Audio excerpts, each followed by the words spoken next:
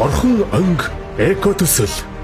Өвөрхөн аймгийн Хужирт сумын нутагт орхон гол дээр үерийн усыг хөрөмтлүүлэх 598 сая метр куб багтаамжтай орхон мөнгөд уулын усан цогцлборыг барьж 71 км урт хоолоогоор онг гол дээрх 144,58 сая метр куб эзэлхүүнтэй онг цагаан бургастай усан цогцлборт 1200 литр секунд усыг хүргэснээр онг голын урсцыг нэмэгдүүлж улмаар Өмнөговь аймгийн Мандалова сумын нутагт орших улаан уурт 1000 литр секундээс баггүй ус судгах юм.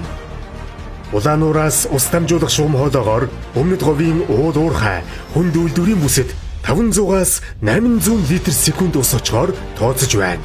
Нийт 535 км үргэлжлэх трассын маршруттай систем байхаар төлөвлөсөн. Эрдэнэс 5-7 хувьцат компани ус хангамжийн системийг энхүү гадаргын болон хүний их усүртэйгээр хослуулан ашиглах боломжтой байхаар төлөвлөж байна. Гадаргын усыг шилжүүлэн ашиглах төсөл хэрэгжиж эхлэх хүртэл хугацаанд доорх цагийн усны хоолой, цагаан цав гэсэн хүний усны хоёр төслийг хэрэгжүүлнэ.